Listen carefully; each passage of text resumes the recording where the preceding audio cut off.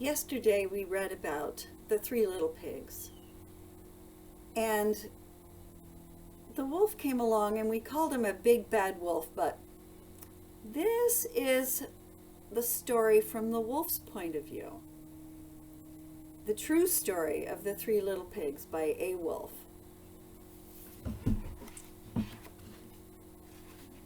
Everybody knows the story of the three little pigs, or at least they think they do. But I'll let you in on a little secret. Nobody knows the real story because nobody has ever heard my side of the story. I'm the wolf, Alexander T. Wolf. You can call me Al. I don't know how this whole big bad wolf thing got started, but it's all wrong.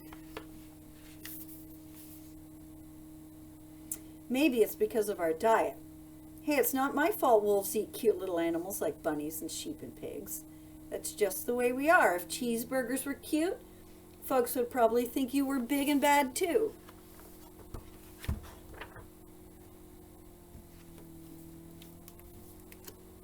Way back in Once Upon a Time land, I was making a birthday cake for my dear old granny. I had a terrible sneezing cold.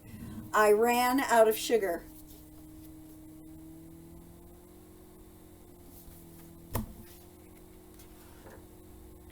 So I walked down the street to ask my neighbor for a cup of sugar. Now this neighbor was a pig.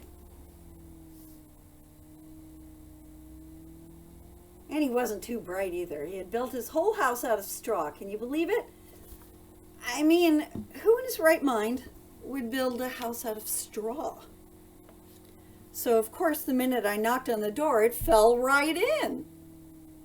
I didn't want to just walk into someone else's house, so I called, Little Pig, are you in? No answer.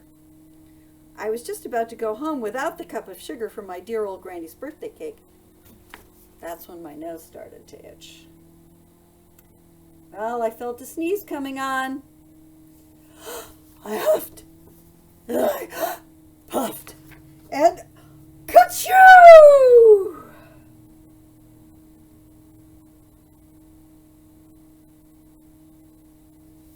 I sneezed a great big sneeze.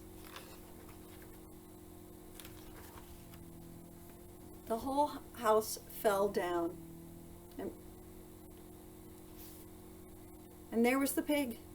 He'd been home the whole time.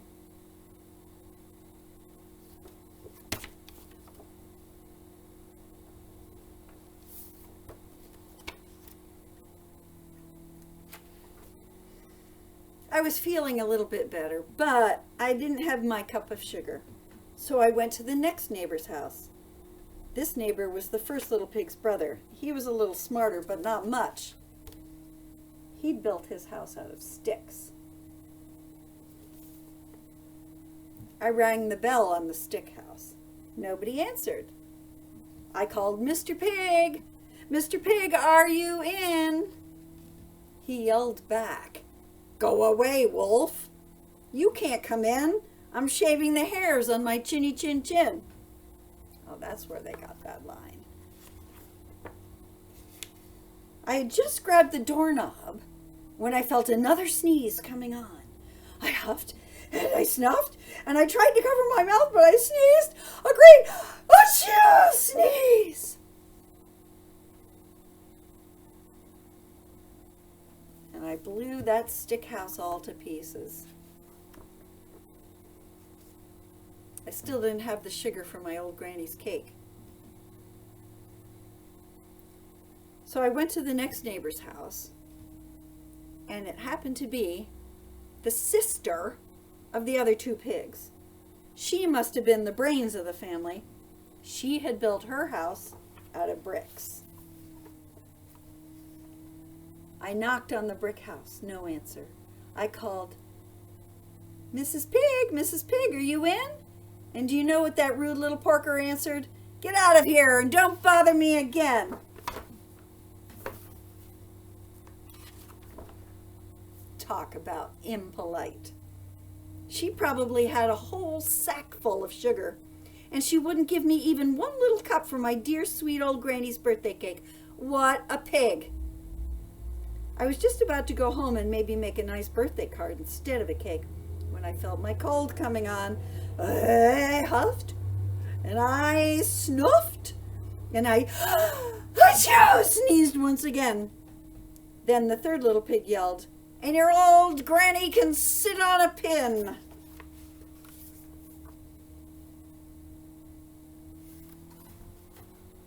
That was rude.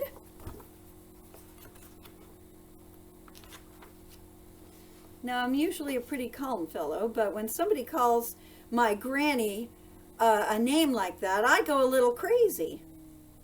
When the cops drove up, of course, I was trying to break down this pig's door, and the whole time I was huffing and puffing and sneezing and making a real scene.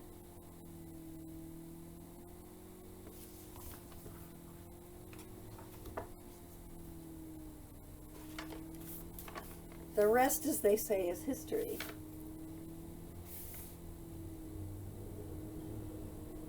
The news reporters found out what I'd done to the pigs' houses. They figured a sick guy going to borrow a cup of sugar didn't sound very exciting, so they jazzed up the story with all of that huff and puff and blow your house down stuff. And they made me the big bad wolf. That's it. That's the real story. I was framed.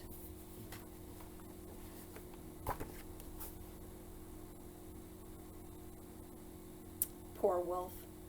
So misunderstood. Thanks for coming. I'll see you next time.